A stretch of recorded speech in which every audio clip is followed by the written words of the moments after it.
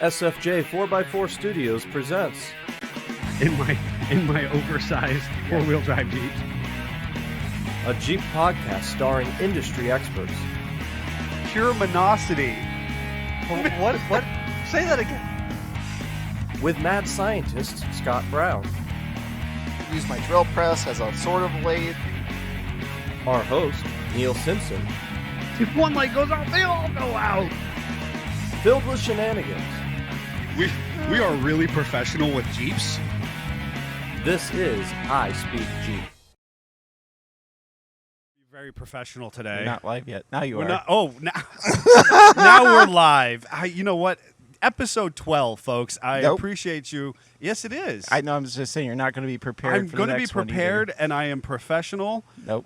Because that is how we do. And Davey's not going to be voiceovering towards me like Telemundo, where Yeah. his lips are moving one Need direction. cue cards, man. Cue cards right on it. Can't hear you. Send me a love note.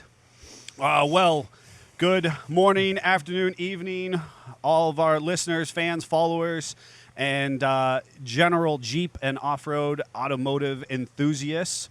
We're going to be bringing up our live feed on the screen over here.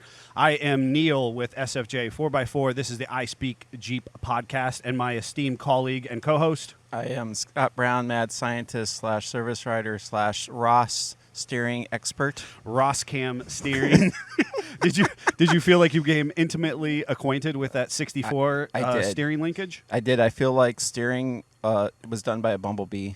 It starts over here, and it kind of goes over there, and it comes around, and it goes back.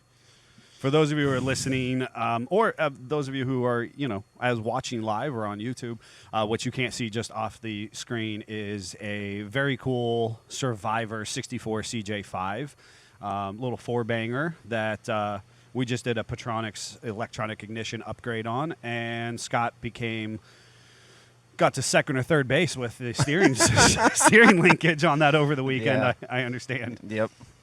So what'd you end up doing with that? So we ended up rebuilding the bell crank and all new tie rods but one that doesn't exist. Okay. But it luckily was okay still. It doesn't exist because of COVID, or it just doesn't exist like it's not in production? COVID. Oh, wow. Buzzkill. So if you are tuning in, we got a great show. We're going to be talking about colors, even though, there's only a couple cool colors in the world. But, Oh, boy.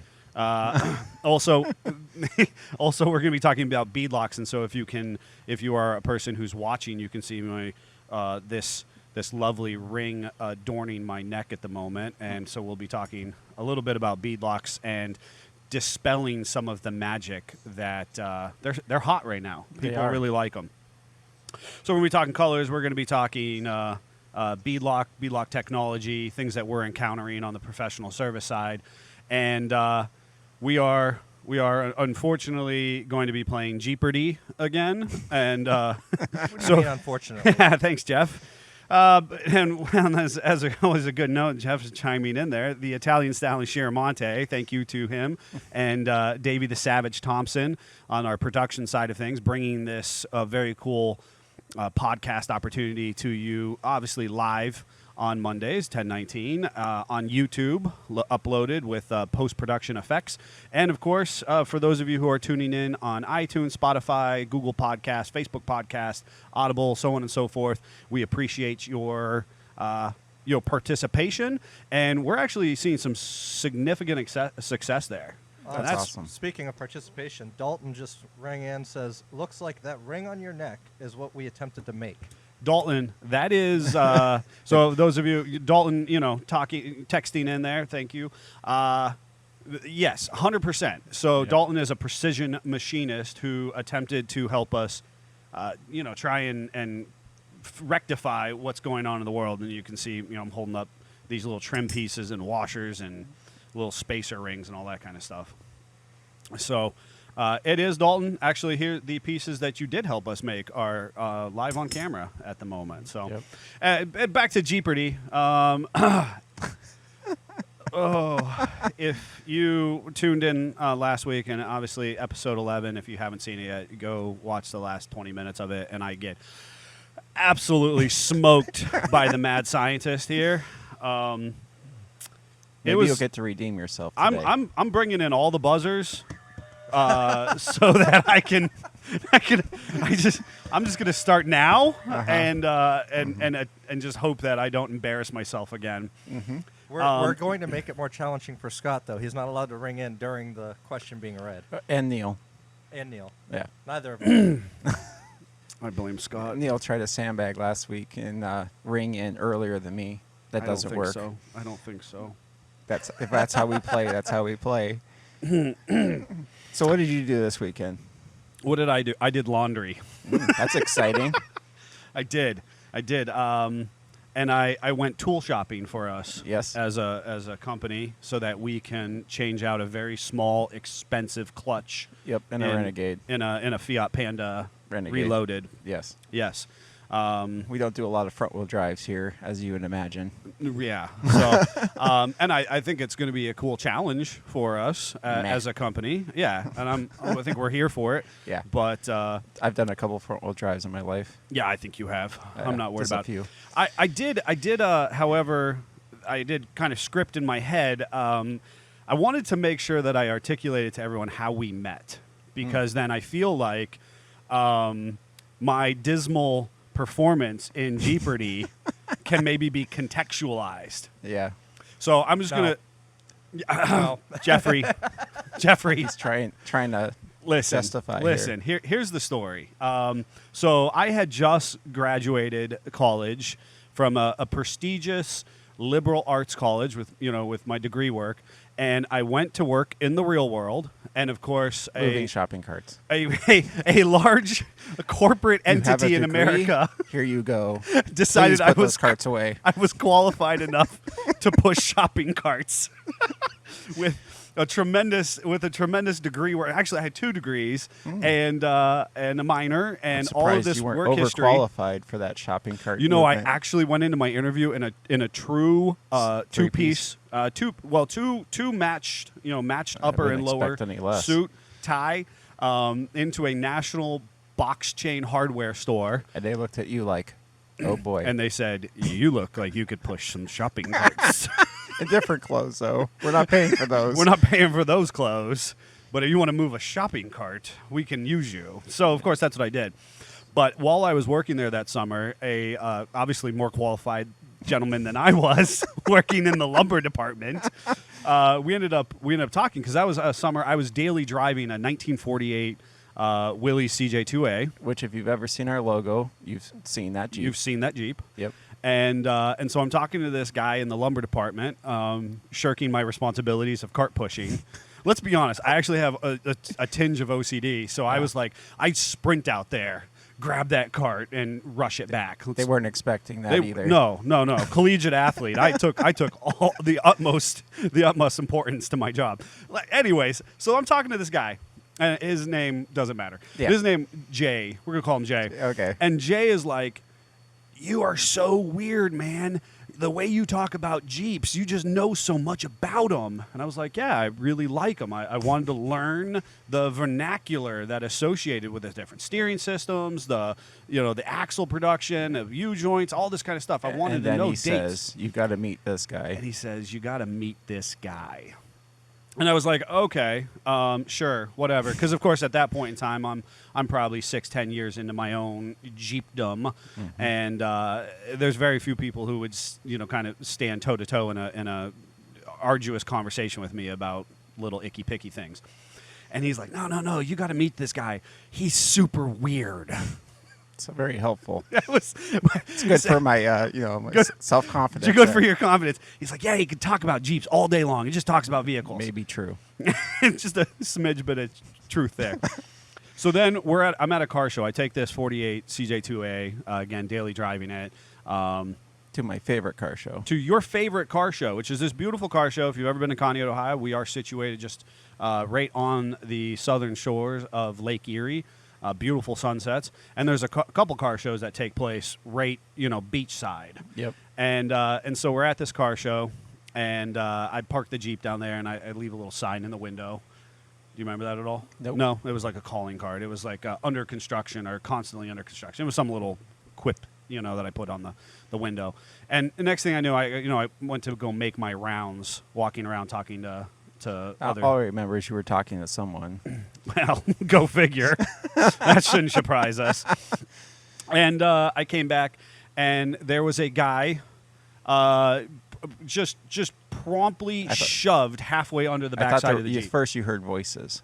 It's true. You're right. Thank you. You heard voices. I heard voices, but then there was... you went looking for the voices. You're right, because I heard voices, and I look around the Jeep, and there was nobody there. Yep. And where were you? I was under the back of the Jeep. You were under the Jeep at the car show, trying to decide if it was a Dana 44 or Dana 41. That is the story, and so it's important to note that is where Scott and my friendship blossoms from. Yep. And the legitimate encyclopedic knowledge that you have has always been impressive and remarkable. And so while I absolutely got smoked last week in Jeepardy, I will always and forever be proud of Scott, the Mad Scientist Brown's, knowledge of vehicles and ability to retain and utilize that information in a positive manner. That's why I can't remember other things. Your poor wife. She's listening with my daughter. Oh, good. Hi, good. honey. One of our 3 listeners internationally. Thank you, Amy. That makes us feel good in our heart. Yes. All right. So what did you work on this weekend? I actually worked on my car. I saw some updates. I actually felt pressured to work on my car because I was like, we're going to talk about stuff for the podcast, and then the last 3 weeks I haven't done crap, and I need to actually have You an actually update. need to have something productive. Yeah, so I actually went out in the cold, which I didn't want to, and worked on my car.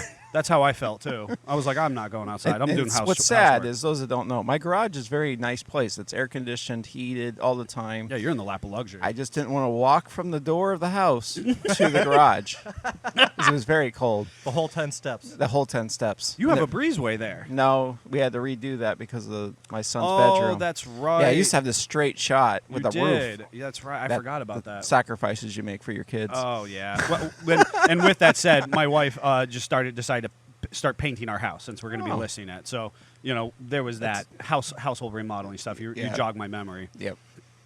So you did. I saw the updates. Again, if you're joining us, you can follow Scott and I on Facebook, Instagram, and we'll make sure that those things are available to you somewhere in the screen. Yep. Our screen names, 1936 Ford Crazy. Yep, and that Jeep guy, 55 on Insta. Yep. So what did you do to the car? So I finally, after I swear it's been like a year trying to find these darn things, but it hasn't been, but found some body mount boxes that bolt to the side or rivet to the side of the frame that the running board attaches to and the body attaches to. It's very important. And all these people were like, oh, just make them. And I'm weird. I don't want to do that. I want to have the right part. So I kept searching, and I bought some that were not very good, and they're keeping my bench company. And I finally found a good pair after like 6 months of looking. So you own 2 sets of these things? I have one because I couldn't get a pair before. So I have one extra that's sort of still there. But these are beautiful shape. And ironically, you're going to get a kick out of this, I think. They're off of 39 Ford. So those ones that don't know, if you're into early Fords, 39 is a very important year because that's the first year for hydraulic brakes. They were mechanical before that. It was the last year for floor shift before they went to the column. So there's lots of important things that happen that makes it a good Lego piece for early and later cars. I feel like all early Fords, though, however, Lego pieces of constant changes. As long as you have the right recipe, you can make things happen. They're kind of like Jeeps. Kind of like Jeeps. Very, very much so. I actually was working on the Ross Cam thinking, oh, I've seen this before on a Model A. Huh. So, those of you who are listening in, or you might not be familiar, Ross Cam is a steering system we see used on Jeeps since their inception. Yep. In the 40s, up through roughly 71, I believe, Yep. is the latest that we see it in production on a Jeep. It might be 70 I don't itself. think Jeep engineers like change. No. That behooves us Yes. as individuals. But More Lego-esque things. Yeah. So, but then, like 71 becomes the iconic. Saginaw-inspired. Well, that is the Jeep you want for all the parts That's true. for the early Jeeps. 71s are super cool. That's the 39 of Jeepdom. Yes. Yeah. And then 72 to 75 is The dark follows, years. Well, I was going to say it follows shortly behind. It's not bad, but it is a weird crossover. A very weird crossover. A weird crossover years. But those of you listening on the Ross Cam system, and I'll just kind of try and walk through it. We have our big old steering wheel, Yep. which is going to be your standard orientation if you're in your vehicle with your clock 12, 3, 6, and 9. Right in your face. Right in your face. It's going to travel down a hard shaft into a spiral gear in a box. Yep. So we travel at a diagonal down to the frame rail, and So the box is right in front of the body. yep, and that Wheels actually are up front, so that's important. that actually changes. So that's a spiral gear, and it changes the energy into kind of a push-pull energy. So it has a pitman arm that goes inside by the bell housing. Yep. So we go to spiral into pitman arm, And instead of having a tie rod, it has a ball that's cast onto it. And then it has a drag link, which is exactly what they used on the early Fords in the 20s. the drag link that turns into a push-pull mechanism. Is that what you're saying? Yep. And Yep. instead of having a tie rod, and it has this thing that assembles around the ball. And that goes to the front bumper, ISK, When the front bumper has what's called a bell crank. bell crank, which And is that's a fun where the tie little- rods and the 20 steering intermingle. Yes, yes. And then there's like 14 tie rods, Yeah. and they run, especially if you lift them, they run at a slight angle, which tows the Jeep in severely. Yep. Also gives you horrendous bump steer as you Yep. kind of give vertical rise. Very different steering system than anything that's present on our newest Jeeps. Yes. So we kind of pay thanks for this steering system that let the Jeep be born into the world. But gosh, Yes. are we happy Yeah, with all mine are half Saginaws. happy with what we currently have with our high steer and our single one piece tie rods and Yep. all that kind of good It's stuff. a classic So, thing. You really like the vintage look, but you don't like the vintage stuff. I'm getting ready for Jeepardy. Oh dear. I'm getting ready for Jeepardy. So as we move forward, and I've got my array of colors here. You do. You Yes. got all the bases covered. And I'm going to shout out to somebody, gentleman on YouTube following us. Mm-hmm. And he says that he had an ex who had a Told you. magenta colored 97, I believe it's 97, Yes. TJ. Uh-huh. And I responded to him because, again, if you're listening, we want to hear from you. Like, comment, subscribe, hit the notification It's bell. important. I believe you because I've seen it. Paul, I've got to tell you, bud. I said pics or it's not true. Yeah. That was my response. There was a 97 XJ that was that color in the junkyard. Junkyard is my favorite place. Let's be honest. I'm Really sorry, high up Amy. there. I'm sorry, Amy. Yeah. I knew she was the one when she went junkyarding with me pre-kids. Aw, that's so and sweet. fell in the mud and was more worried about the vehicle we rode there in than We should tell stories about our wives and doing that kind of stuff. we should. I've told them before, so it's all Yeah, good. that's true. That's true. But I haven't told my iconic one about Jen. Yes. which is fantastic in my own regard. Maybe next week we should do we'll have that. to. Yeah, right. She's not going to watch anyway, so Yeah, it's all it'll good. be okay. She told me she was going to stop in today, and Uh-oh. I was like, "Yeah, no, you're not." It's okay. She's like, "No, I'm going to," and I was like, "Yeah, sure you are." Uh-huh. So we'll have a live audience. That's what. You she probably said. won't be here I when really- she shows up. By the time she shows Yeah. up, my wife's propensity for timeliness. Yes. So we were talking junkyard. You think you saw this pink Jeep that I somebody know I painted did. in their driveway? It wasn't painted in their driveway. It had factory sports stickers on it. Painted in their driveway. Anyway. and so I encouraged this guy. I said, I don't want to dig up X's. Uh-huh. I don't want to be that It was your person. angle. But don't- unless I I don't see a believe picture, you. I don't believe you. So if you have a picture that's not like somebody got a Mako job and just Yes. sprayed the flare, sprayed the top, We can do this, people. Come on. I don't believe you. My wife is searching right now, I bet you. You know what? I just got to say, it's not out there. I think at this point you need to see the actual paint code sticker right Correct. on the I door. want to see the paint code. I want to see The, the reality. the of other the one- It was supposed to be called magenta, he said. The other one that we should find that's super hard to find, but my wife knows what I'm talking about, was this specific green that was on an XJ we saw, and we both really liked it. And it was like, again, a 1 year only, wasn't very popular color. What kind of green is that? It was almost like rescue green, but it was way before rescue green. So, What is rescue green? oh boy. What is rescue See what I green? got to deal with here, people. Oh, come on. What is rescue green? I like red and I like black. You call me boring. Ryan is saying Loden green. Might be. Loden? Like That a one- loaded baked potato green? That one eluded me. I found it on Loden, a Loden. I found it on a used car lot, and I really wanted to buy it because of this color. And It was on a used car lot. He just painted it in the No. back room. Nope. All right, Neil, I'm going to give you some help on this. Dalton just told us his first JK was rescue green. Mm-hmm. Oh, Dalton, I appreciate that because I actually can I can envision what his first JK was. There you go, Dalton. They had a concept. That I would was call that color. pea soup. Yeah. You liked pea soup green, I like green. I can't help it. huh? That's Okay. why he has the green buzzer. That's why green Yeah. buzzer. Yeah. Okay. Okay. I see. Right, but another favorite color is in 95, 96 XJs. They had a really pretty metallic blue, almost like a Viper blue. Another vehicle I wanted to buy just because of the color. Huh. It was a sport, had the black trim on the bottom and the pinstripe and everything, but it was this really pretty blue. That eluded me as well. I'm going to come in pretty. You will not be surprised. But do you remember the late '90s, early 2000 XJ chili pepper red? Yes, we had a door that was that color for a long time. We did. I held on to the door because I liked the color. Yeah, That it would was be a very iconic color. I mean, everybody gets these fun descriptors. What do they call black? Onyx black. Like Well, some of that, sometimes it can have a metallic in it, and that's really pretty. And you can go silver, blue, or something like that. I don't feel like I can. My Saab envision it. Babaru had a blue metallic. Listen, in why it. are we talking about this Sababaru? If you don't know, again, of the multitude of uncool cars that Scott has owned, but yet he thinks it's super cool, it was a Subaru.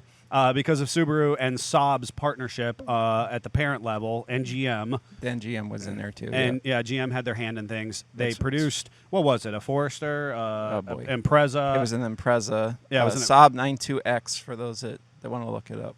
They had a turbo and non-turbo For version. those of you who want to look it up. There's someone out there that's doing it right yeah, now. young Scott is like, I would love a Subaru. Oh, I sold it to that guy, and he loved it. Did you put a hood scoop on that as well? Maybe. I still remember when you guys bought a Toyota Corolla. We did. You got rid of it. My wife really liked the color of that too. You guys. What color was that? That was a dark It was blue. blue, right? Yep. I rode cramped up in the back seat. Jen and I rode up like I was like a sardine. I don't remember you packed in- riding in this Corolla. You took us to the flea market. I remember you getting stuffed in the back of the Subaru all the way to Michigan. That was a dark day. It was. And we'll tell that story for another Should time. not travel when you don't feel well. Yeah, I was trying to be a trooper. I was hanging in there for the Me and Greg had a good time. the sake of the team morality. Neil did not. morality, morale. Yeah. Anyways, That's a soundbite. That's a Ever whole heard other. one? Oh, stop it! He's looking at the time right now. I'm gonna just keep dinging in for Jeepardy at this point. I'm nervous. Gracious. You'll be okay. Gracious. All right, so we have chili pepper red. Of course, I grew up on what my dad and I would call fire engine red. Yep. Loved that bright pop hot red color. That's why I'm surprised you don't know about magenta. It's because it's not a Magenta? YJ color. It's a TJ. That was elusive. Speaking of, let's talk about Islanders. I love the blue. Mm-hmm. I'm on board with the blue. You're on. How do you feel about the yellow? If The yellow's okay. What about that red? They thought it was red, but it's really pink. It was pink. It's pink. I remember. I definitely remember some tough guys in the '90s. It's red, man. It's red. No, that's far. That's a pink. really pink. That's a pink Islander. My wife's CJ7, the parts YJ I used for a lot of parts on that was that color pink. The roll bar and a couple other things was that color. Where did that come from? That came from a friend of a friend / found it, plowed Jeep, rotted to pieces. True Jeep fashion, right? And it was a Unicorn 95 405 speed with a big booster. Again, those are no. Oh yeah. Yeah. It was It's a great parts rig. And it Great was back when parts you could Jeep. buy Jeeps for a little to nothing. That's the Loden green that I'm pulling up Oh, on the that's screen now. actually the color that we're painting the CJ5. I think that's why Ryan is chiming in. I think this is our CJ5, not hashtag not a Not restoration. restoration.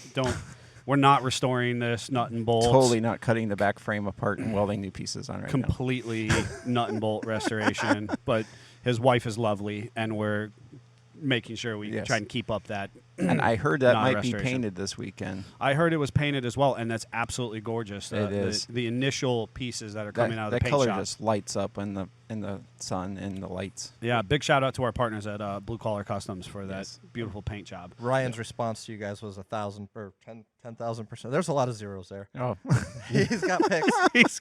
He just got pics from the build being done. So I want to see them. The paint is ready to go. Apparently, I'm really excited. So, and I brought this up in a previous podcast. I have to say, as a blue Jeep owner, and I've got a patina, and this is a big shout out to Blue Jeep Crew and their dedication to the blue color. So we had production over here, Jeffrey, and his Hydro Blue Gladiator at Bantam Jeep Heritage Festival in 2021. Mm-hmm. And it's very nice. It's well equipped. It's got a appropriate lift kit, nice tire wheel package, god awful bug deflector on it, and so put it into our booth at the Jeep show, and I was befuddled. You weren't prepared. Was not prepared at how much attention Hydro Blue commands. Always has.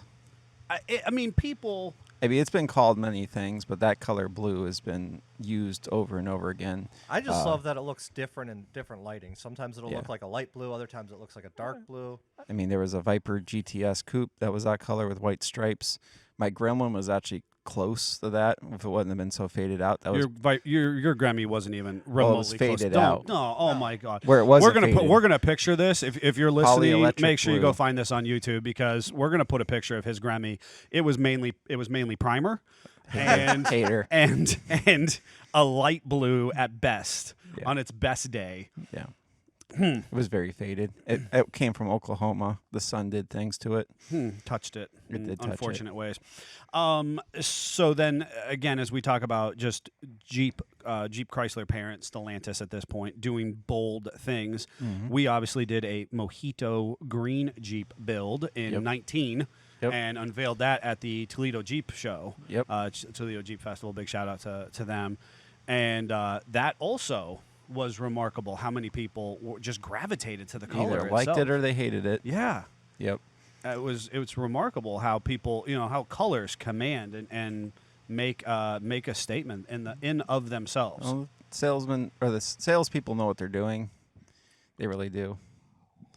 And they have a rotation. Like I said, that blue has been around for a while. Yeah, and then they they re-release. They add a little depth to it. It's like, I think you're due for another vehicle. Here, we'll put your color back, make you want to buy it. Fun anecdote from our shows, and not on our show this morning, but one of our long-running employees and our performance mechanic, Greg, has this very cool. If you follow this for very long, you know the LSXJ. We stuffed a 5.3 V8 in his. Reasonably 99, I think it was. 99 Jeep Cherokee XJ. But he came, while he is not per se a body man or a paint shop, he came from the paint world, and he did a custom flat red. Yep. Which is it's spectacular. Yep. But here's the rub. When we're out at shows, people think it's a wrap. They always think it's a wrap. And you know what they do? They dig their nail in it. They dig their fingernail into his paint constantly. They think it's because they want to prove it's a wrap. They want to prove it's a wrap. Yeah. And it's Greg, so it's jammed that right color. You can't tell it didn't come from the factory that color. No, the whole thing is under the hood, in the engine bay, like everything. It is that color. In fact, it's important to know it came a very cool gold, which is also a Greg popular would argue with you. Yeah, he also doesn't like his peanut butter guts, and I like a tan interior. I don't mind it, but I like that gold. It has a nice metal, kind of a metal flake in it. But yeah, he has this beautiful flat red. It's kind of this. It's true to his personality, foreboding flatness and red to it, and it just drives us batty. How many people we catch trying to just dig their fingernail, try and pick the corner out of it. Yeah, people, please don't touch them like that. Gracious. Yeah. It's not a car show where you can't not touch. Right. But don't harm. Yeah, I mean, I've had old blue there, and those of you who've seen my old, patinaed out blue, you're welcome to climb in there. You can't break anything. You can't hurt anything Just don't in get old tetanus. blue. Yeah, that was a great Jeep, by the way. If you don't know, I had a Jeep named Tetanus at one point. Well, my family had a Jeep, and then we wheeled the wheel. I challenged you. to a wheel off. Yeah. Where did that go? Tetanus or the wheel off? I think I smoked you. Is what I think happened. I remember overheating in the hood coming off, and that's just what XJs do. That was just. I mean, I took XJ brakes. You just open the hood. I took XJ brakes. Let it cool off. Oh, okay. So we're gonna have to move on. We have to talk. Jeffrey? What? What? Are we moving on to the not sponsored? We're going to move on to the not sponsored. We have this. And now it's time for our product spotlight.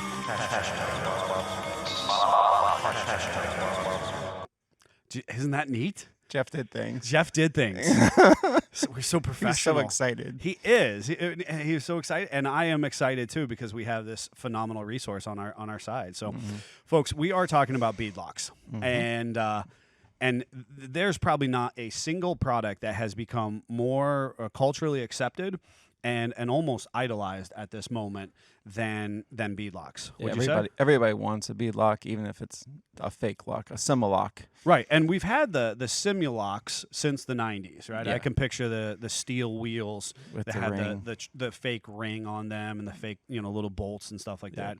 Because of course we come out with beadlocks in a military capacity in the 80s.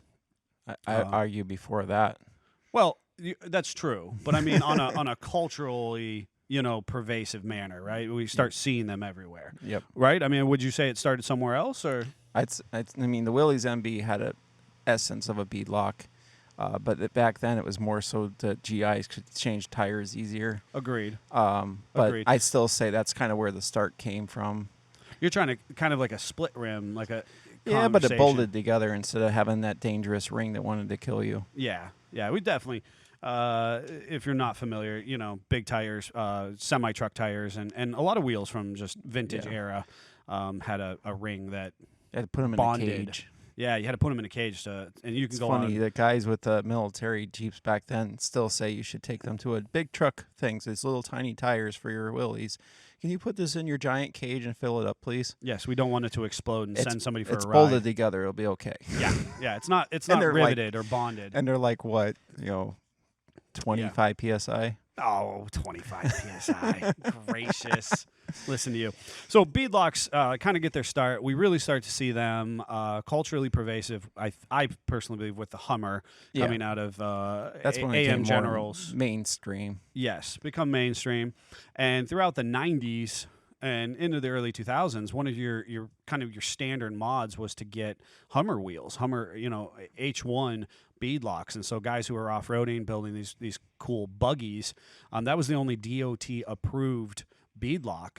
Yep. And Which I it think was somebody steel. would argue after you recenter them and cut things, and that maybe that might not make it that anymore. and you're absolutely right. So Scott brings up a great point in the fact that what we were doing. So they had an incredibly deep offset, like almost 8 inches, if I remember right. Yeah, because they had And- portals, and Yes. they had to have a big space for that wheel, so the front of the wheel was basically flat with the outside edge of the tire, and that doesn't work well on your regular off-road stuff. So they would cut the centers out and move them more traditional, and recenter the wheel. Yeah, and then the other fun thing was the run flat. They have this rubber piece in the middle that has this big protrusion. And the idea is if the tire went flat, you could run on that hard piece of rubber, but it also forced the tire out against the outside edge. not particularly helpful for off-roading though, because you couldn't air down well. No, so lots of people would cut that rib off and just keep that sleeve. It's also important to note that was a 16.5, so 16 and a half. But a lot of people didn't care because the other thing that Jeep came with was 37s. He said that, folks. I He did. said that a Hummer They're is related. a sort of a Jeep. They're related. So those of you who want to get your pitchforks, I'm we can so- actually just cancel this right now before Jeepardy, because can we just deduct like 3,000 for No, him? they're related. Factually, he's correct. So if anything, he might get more points. You know what? On a social standard, folks, People don't like we it. should bond together and reject. Actually, I would drive a H1 in a heartbeat. Let's Heck be yeah, I honest. would. All right, so move past that, right? Because for the longest period of time, you're having to cut, you're having to weld, Yep. you're running a 16.5-inch wheel. And then don't forget the make your own beadlock kit. The make your own beadlock came out, Yeah. and you had to be able to weld. Yes. And you had to take this reasonably, so those of you who wanted good-looking wheels, you had to take a reasonably new steel wheel, had nice paint on it, Preferably brand new. grind the heck out of the paint. Lay your piece on there, weld it to your lip, and then bolt it on with no step or anything on that. It was just basically two flat pieces of steel that Two flat pieces of steel. pinched the bead of the tire. And you can pretty much kiss your chances of balancing that tire goodbye. Yes. That was not going to go down the road smoothly at 70 miles per hour. So let's fast forward 15, 20 years at this point, and there's kind of a desire as the JK has opened up the market between rugged off-road builds and Going to the mall. and going to the mall. Yep. And so there's this desire that I can put beadlocks on my Jeep and still go to the mall comfortably. And folks, right now, before you get too excited, don't forget that my wife is running 37s KMC machetes with beautiful pink beadlocks that she just drives to school. So we're not hating on mall crawlers. We've got them. But the idea was that we wanted to be able to comfortably drive down the road at 70, 80 miles per hour as if it was a regular vehicle, but you wanted the real appeal or the real ability, depending on who you are, Yep. of having a true beadlock. So here's the big challenge. Here's the rub. There is no mainstream beadlock on the market today that is DOT approved in beadlock form. There was only one manufacturer to this date, and it was Hutchinson, and they are very busy making military-grade contracts. Yeah. And They don't want to sell you wheels. they don't want to sell least they the didn't wanna average sell 'em to us. individual. Yeah. we heard you loud and clear, Hutchinson. No, they told us that we could put like 20G down and buy 6 wheels. If we wanted to back a semi-trailer up Yes. and they just fill our order, Yes. they're okay with They that. said they would do that. I'm not going to hate on them for that, And you might get but it in that's the 2 reality years. of the situation. Yep, that too. They had a lot of contract backed up. So that was the only thing. Now, it's important to note that most wheels have to have an insignia of DOT approval. And understand, there's a lot of things that we do that becomes gray in the Jeep market. You know, people years ago would say, well, you put a lift kit on that. You've modified the suspension. That's against this, that, and the third Everything regulatory has a little body. body. Bit of truth to it, but everybody still does it. There you go. Likewise, those of you who are running around with light bars across the top of your windshield frame or even on your hood, anything that's above your headlights, illegal. Yep. And most of them from Amazon don't have DOT numbers either. And they don't have DOT numbers. And of course, that was a big thing when making fog lights and auxiliary lighting. Yep. They had to be DOT Any approved. lighting, actually, turn signals, all that have Yes. a DOT number from the factory. And that is quality assurance standard. Okay, so we now move forward again. We're back within the last 10 years, 5-10 years, and people want real beadlocks. Also, I would argue that aluminum machining tendencies or techniques have improved. Billet aluminum. Yep. And And we've come out with a really cool concept where the wheel can be both. So you can actually approve a wheel for road standards, not as a beadlock, but it's ready to become a beadlock. so big shout out to Dirty Life, who I feel, and there might have been some other folks working on it at the same time, but I They're feel just like the ones that stand out. they stood out and they were early on in the market and they really pushed themselves with their dual tech line. Yep. And Real that, quick, John just interrupted and said, order something from China and tell them you want it to say DOT approved on it. well, I don't know that would get in through the port. It might be that might slightly be angry that might be held up in customs for a hot for a little second. while. Yeah. So we have these beautiful beadlocks, and the way that Dirty Life was doing it was when the tire was mounted in a standard configuration, meaning that both beads and again the inner lip of the rubber construction of the tire itself is considered the bead of the tire, and it expands on the inside edges or the inside lips of the wheel. Yep. That is an acceptable mounting process to as long as the wheel is DOT approved for your vehicle application. Mm-hmm. That is an acceptable process of mounting a tire in a normal fashion. Beadlocks, most beadlocks are not actually a true two-sided beadlock. They're single side. The back side of the tire is still pressure or air mounted against the inside lip of the wheel. Mm-hmm. And then the rubber of the tire actually sits on the face of the wheel. And you have a clamping ring that holds it to it. You have a clamping ring. Now, It's stepped and machined and everything else. And then we get into why we need these things. So really the point of this is talk about, and at SFJ, we love beadlocks. I'll be honest with you. We really like them. We really like the Dual Tech series by Dirty Life. I personally love all of what KMC brings to the table. Black Rhino has come out with some really spectacular, robust, and rugged beadlocks. And we are using these in applications that are on the road regularly. And we have done this with tremendous success. However, it's important to note that there's no magic here, right? And we want to kind of dispel some of the sensationalism that exists around beadlocks, because I think it's one of those things you see on Instagram, you see on social media, and, we play into it a little bit with my wife's, very attractive JL, with these very cool color-coordinated beadlocks mounted up, shiny aluminum and big rubber tires. But there are inherent challenges between tire manufacturers and wheel manufacturers. And that's really what we want to talk about at this moment. And so a big shout out to those brands that we've already talked about. And honestly, there's a handful of brands that we worked with, but we don't carry, in AEV and Trail Gear, all I would argue excellent products. Yep. But what we're running into as a community, and what is currently adorned around my neck, if you are visually joining us, and if you're not, is this one-piece aluminum ring. And something people don't think about, how thick is your tire sidewall? How thick is your tire sidewall? Now, it's important to note in tire construction itself, and we talked about this in episode 4 when we talked about the big 37s we had staged behind us.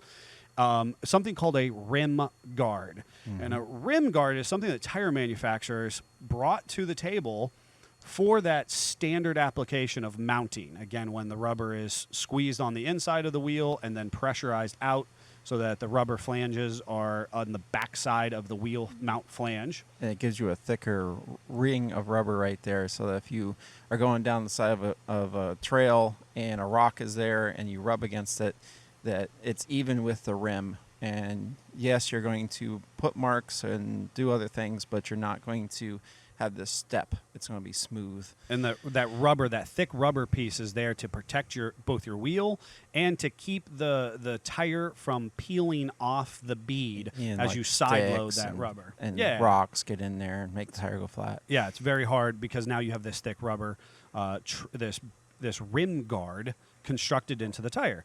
And one of which is the Cooper STT Pro, which is a personal favorite of mine.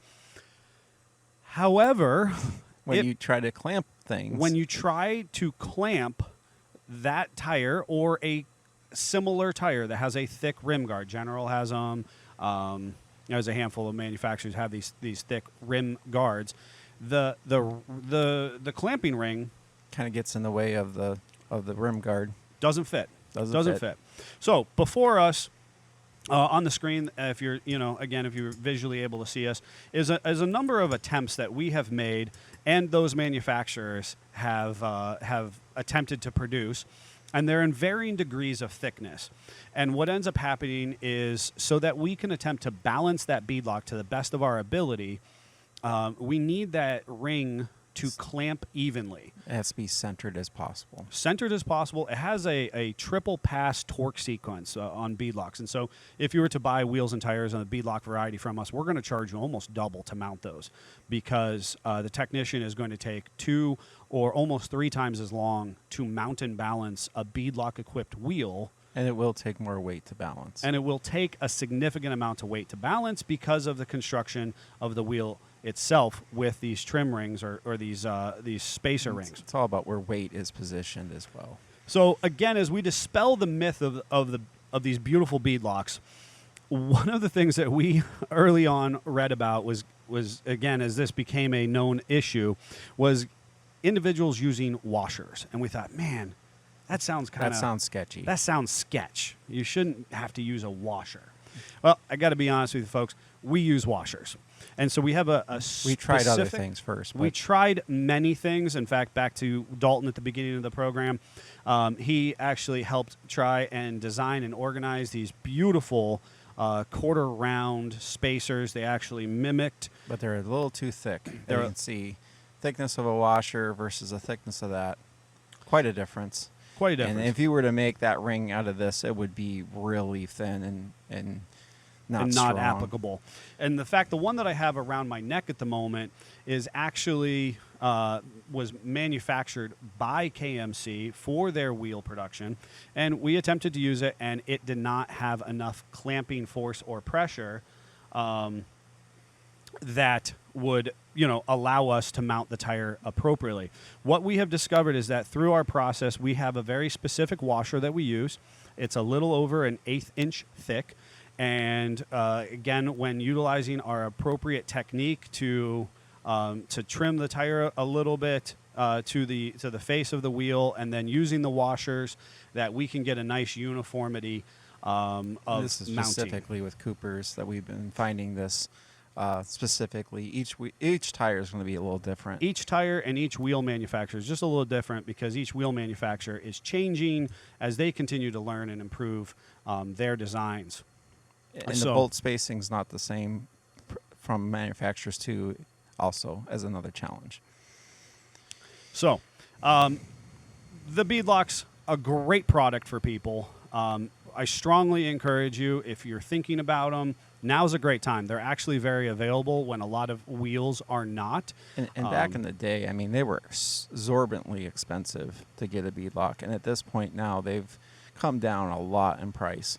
And they are going to be about twice as much as a quality wheel is, but again, it's going to give you a lot of versatility, especially if you are a person who is actively off-roading and you want, that kind of peace of mind that to the best of your ability, you're not going to blow an outer bead.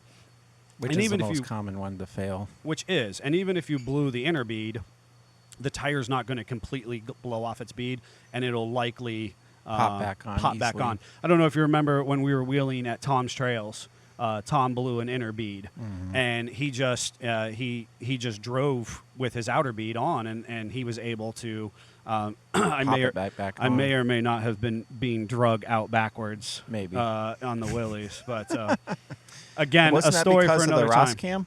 Maybe we could get Davey to put that video in. Exactly because of the Ross Cam. I don't know if Davey needs to put that video in. I don't know if Such that. a good video. It's debatable. Poor 2A. Gotta be used. It's that 2A owes us nothing. It is the backbone that started this company. So, those of you who have beadlocks, tell us what your experience is. If you like them, did you mount them? If you're thinking about them, give us a shout. Email us. Reach out to us on social media. We've ran the gamut. I've talked to manufacturers up and down, all times of day and night, and we have a lot of experience with beadlocks. I just want to dispel some of the myths and stigmatism. Everybody gets nervous when the DOT thing comes up, and obviously they're not on-road approved, and everybody's using their own, results may vary kind of scenario. Taking risk into your own hands sort of thing. That goes without saying, but there's no magic here. But good professional installation and technique will go the distance. All the distance. With that said, we like all the beadlocks on the market at this point. All of the aluminum beadlocks on the market are very well made and might be a good option for you. Folks, we're going to take a quick break, and when we come back, I'm going to get my butt smoked by Jeepardy.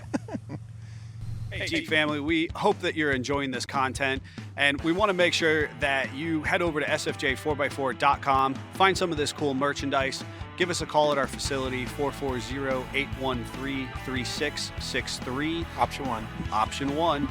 And make sure that you tune in to our live podcast every Monday at 10:19 a.m. and check out our updates on YouTube on Tuesdays and Fridays. Until then, Jeep on. It's what you've been waiting for. Folks, we're going to make this an abbreviated version because you really don't want to see this. Yes, you do. This massacre. I'm going to slaughter him. I'm so ready. Yeah. I'm hyped up. I'm hyped up on I asked if he was gonna sugar study. and bananas. I listened to other credible podcasts. I did passive research. I attempted to learn by osmosis by sleeping with all of my tech manuals that all I the covet. JP magazines on your head. You're making this worse for yourself. when you fail. Absolutely have all my JP magazines from the weekend. Are we done yet? Oh God. So for those that tuned in last week, the score update: Scott finished with 3,400 points. Neil with 900 points. 2,900 So, points. Scott, you led the board last week, so go ahead and choose the first one. What is I need to be done in 10 minutes? Yeah. Okay. Okay, so we'll do history for 400. Okay, this is considered an international historic mechanical engineering landmark. Do, do, do, do. You think you know this? I want you to ring in. I want you to ring in. All right, Jeffrey, what is the Willys MB? Oh, considered an international where my historic brain was mechanical engineering landmark? I was looking for a physical landmark. I was in thinking the world. Overland Tower or Smokestack. Yes, I would. Yeah, that's exactly I what I blame was. the host. For I blame that. the host for that one. Okay, so next, Yep. let's see. History for 200. This is going to go bad. I can see. The U.S. president owned a Jeep CJ-18 Scrambler that he drove at his ranch. That would be Neil. I'll let him have it. Go ahead. I don't want your pity vote. I don't want it now. I don't want it. Go ahead. No, I don't want it now. Go ahead. Neil, you rang He's in. running in. Do it. Who is Reagan?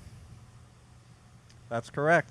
And what else Jeep? I didn't what want other your. Jeep did I he didn't, have? he had a CJ6. He did. Yep. Okay. Reagan and I didn't agree on all of our political policy, but I have to say he had great taste in Jeeps. All right. Let's go with 600 in history. I'm going to stay away This from man entertainment. started work on his design for a barely solvent truck company called Bantam on July 17th, 1940. This is a good one. And finished 2 days later. do That's not a know good that one. guy's name. I don't. Patty Joe, organizer. I'm sorry. All the Butler tourism I know industry. about the story. We apologize, and I hope. Yes. Boy, you were So really the scraping. name is Who is Carl Probst. You were really scraping there, wasn't he? Oh, yeah. I Yeah. told you I was having trouble. I had Yeah. to dig deep. this Yeah, time. yeah, you All right, did. this is You not did, but that was a entertaining good now. one. That was not entertaining, folks. If you're not entertained, sorry. blame Jeffrey. Yes. Okay. Okay, Keep let's going, let's do entertainment for 200. I thought we were just staying away from that. Tremors, starring Oh, Kevin Bacon. it was a great featured movie, this- Tremors. This Jeep, after the film's creator stumbled on the cool-looking vehicle and used it for the entire filming. That's a great movie. Do you remember Tremors? I do. I don't remember a Jeep in I it. think it's a truck. I think it's a truck. Maybe. It's a J truck. Did you just do that? Did you do that? Give him it. didn't Just ring. listen. Go ahead. No. Ah. It is. See, he's not getting. Come on now. I actually remember them riding in the bed of it. There was He did get it, so. He did not get it. Look, it's a J-truck. '63 Jeep Gladiator thrift side. But it's J-truck. still. J200 short bed would be acceptable. Oh boy. Anyway. J-truck Okay. J-truck encompasses Come 40 on. years of production.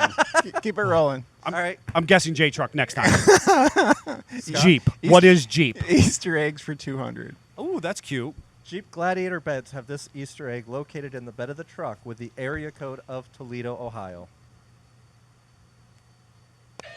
Which is 412.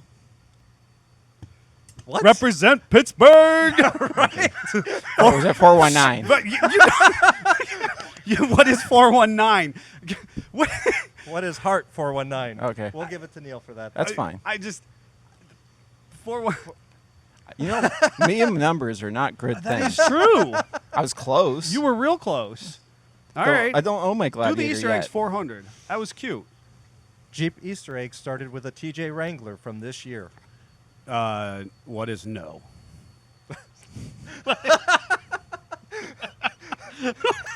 When is 1997? What Easter egg do you think is on a There's 97 none on a Wrangler? TJ There's that I not know of. an Easter egg on a TJ. That's when if TJ you think started. that's when TJ started, folks. If you want to get your if you want want to get your pitchfork and your flaming torch for He's over there. for Jeff. Go for Jeff. Yeah, it's Jeff, the Italian Chiaramonte. Pick it. You can find him on the SFJ 4x4 website and Facebook page. Pick our next category. Let's do commercials for 200. The polar bear ad featured a polar bear with its tongue stuck to the back of this Jeep. The ad was to show off the heated seats.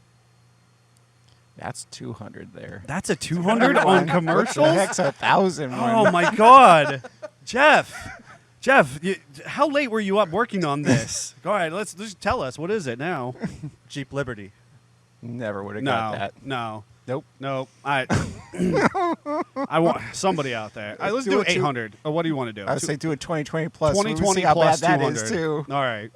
The Jeep Wrangler Rubicon 392 is the only Wrangler with a 6.4 Hemi V8 engine, has a pure power of this much. 64 horsepower. Horse 410. What's not as much as the 4xe? That's my... Yeah, the 4xe has more than anything. The 4xe is the gnarliest Jeep of the future. So nobody's going to ring Doesn't in on sound this as one? good as 392. No, we're... 470 horses. We never got that. Well, I got to tell you, 470 horses and foot-pounds of torque are two different things. I know, but it actually is the same. It's a matched. Is that possible? Yes, it is possible. I didn't think that was possible. Let's Yeah. do 1,000 in Easter eggs. Let's get entertaining. Get here. crazy. This This man man- designed the first Jeep to feature an Easter egg. Apparently, Neil's just going to read You know who's not going to get that? Who knows actual people that did this stuff? Never would have got Michael that. Santoro. Hey, Jeff, it's not fun when you make them so hard that nobody can get them. That's just not good. Oh, Okay, just keep on the track. Just see how bad they are. Just do entertainment for 1,000. Let's just go to... This Jeep was featured in the 1985 film The Goonies. Oh, that was a great Again, a good film. Don't Great remember film. the Jeep in it. film. Great There's a film. Jeep in Hey, it. I thought you you guys. Yeah, that's right.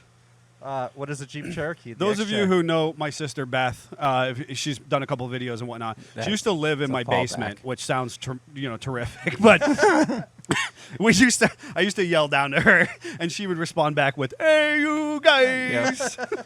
All right, It's a as staple. we continue to just not Not- answer no. anything, let's do history for 1,000. All right. In 1953, Willys Overland was bought by this company, which was eventually sold to American Motor Company. That would be Scott. Which is Kaiser Fraser. Kaiser Motors. That's fine. I'll give that one to him. Yep. I don't think it was actually. So that's Kaiser Fraser 1,000 yet. that we was actually 1,000. got. Yeah. That's not going Whatever. to happen anymore. No, you go ahead and you pick another one. 2020 plus 1,000. Just going for the This 1,000. new Jeep features 375 horsepower, 470 pounds of foot torque, 57 miles per gallon, He's reading slower. and he is. 6,000 pounds max towing capacity. It's cheating. That's That's Neil. right. You can have it. I'll give you a pity one. 4xe. Oh, judges. Technicality. Judges. Do we give it to him? No, you don't give it to him. Because he thought it was the Wrangler He's thinking it's a 4xe. Wrangler. It was the Grand Cherokee 4xe. That's a cool Jeep.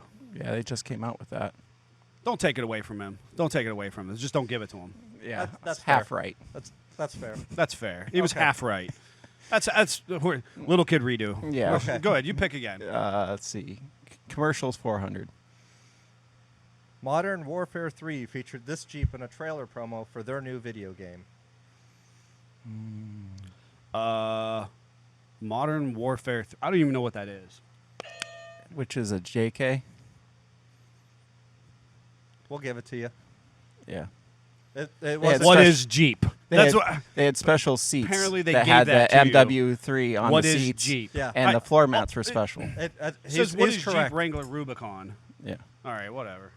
Which is a JK. It Rubicon. was a JK. He's correct in the year. All right. What is Magenta? 1997. Okay, commercial 600.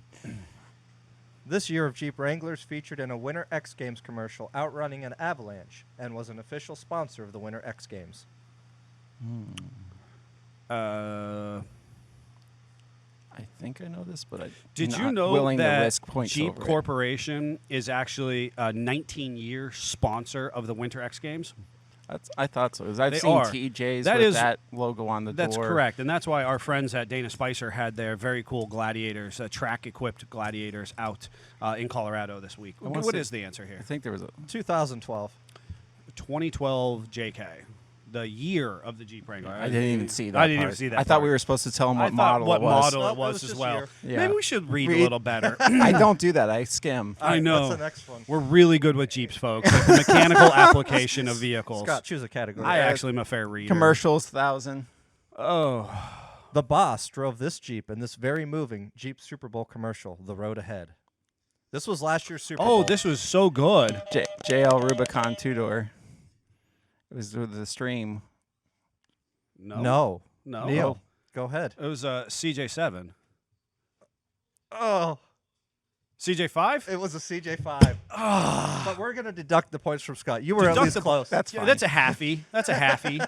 So I got like the little kid redo thing. It was a CJ5. I swear it was a 7. So there was 2 commercials. No, there wasn't. Because wasn't there or was that the year before that was the JL in the river? It was the year before Yeah, that. but he's talking Bruce about the boss. Springsteen. Bruce Springsteen's the boss. That's the part you didn't Oh. reference. Yeah, yeah, I yeah. knew that you didn't. Yeah, Yeah. It's, the boss is Bruce Springsteen. I worded it that way specifically. Yeah, totally you did. Totally. You're the music guy. All right, let's wrap this thing up. Let's get cracking on 800 on commercials.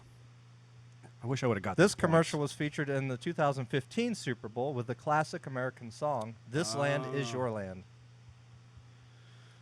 points. You know, Jeep really does good commercials recently. They do. Kudos to their marketing department. Yeah, not touching that one. I don't know. What is a Jeep Renegade? Oh. I take back the marketing department. Kudos I just Yeah. gave you. All right. It was still a good commercial, though. Okay. Okay. Entertainment They used the 400. Renegade. Pick one. Not Jeepardy 2.0. Yeah. That's Entertainment 400. 400. All right. Sarge, an animated character of the 2006 flick, is based on this Jeep. Neil knows this one. Willie's MB. Willie's MB. What is... he rung in illegally. Then I waited and I rang it again. I don't think you did. I did. Whatever. Davey, who got that one? They both answered, but who buzzed in? Davey, I signed your paychecks. Oh! Davey says it's Neil. All right. Didn't you? Cheaters. Sandbagging. Just do Easter eggs for 6. Daily double. This No. one's worth twice the price. No. Some Jeeps have strange dots and dashes located on the left footrest by the pedals. The dots and dashes are actually Morse code that reads this. Dots and dashes located with the left footrest by the pedals. I have no This idea. is got to be a jail thing. This is super weird. I'm not answering. Hell no. It actually reads sand, snow, rivers, and rocks. Must have all 4 to be correct. Not a chance. No. Snowball. Snowball. All right. All right, last one. Bring it home. Figure what you want to do. Let's do Entertainment 800.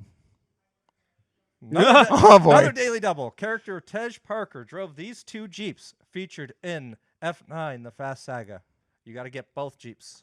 I I know know. that I know is one of 'em. Yeah, because everybody shares that meme, and it's like, oh, the most unrealistic thing is a JK getting up to 80 miles per hour. Yeah, Like- with the giant tires. Not if you've been to SFJ. That's what we do. That's what we do. That's what we do. I don't know the other I'm not one. answering this, folks. Jeep Gladiator and Jeep Grand Cherokee Trackhawk. It's not even It's a JK. not even- there It's was not a- even a JK. Nope. Well, maybe it was F8 that was. Yeah. You know what? JK. Folks, on that note, this entertainment piece, we're going to call this one sorry. a day. We apologize. Last week was so fun. Yeah. And then Jeff happened. And then Jeff, well, no, I'm going to blame you No. because you just screamed through the I had the to board make it last more week. challenging. You did a great job. I honestly, that was great. Folks, I hope you enjoyed this episode 12 of the I Speak Jeep podcast. maybe we should say the scores real quick. If you have enjoyed, make sure you go over to your most convenient review place. Leave us a 5-star rating. Write a little message. We'll find it. We'll respond to you. We'll thank you.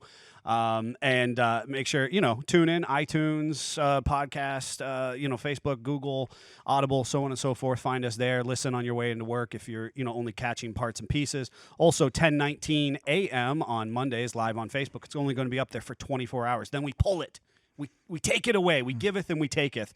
But then you can find it again on YouTube, and we'll have the whole series loaded there. Make sure you like, subscribe, ring that bell, get the notifications, and head over to sfj4x4.com. Find some parts, find some gear. We appreciate everybody who's been purchasing. We're definitely going to do a fun giveaway here in the very near future for those of you who are buying the gear and representing accordingly. Until then, we've got a very busy week at work, and check us out for our lives and on YouTube. Until then, Jeep on. Jeep on.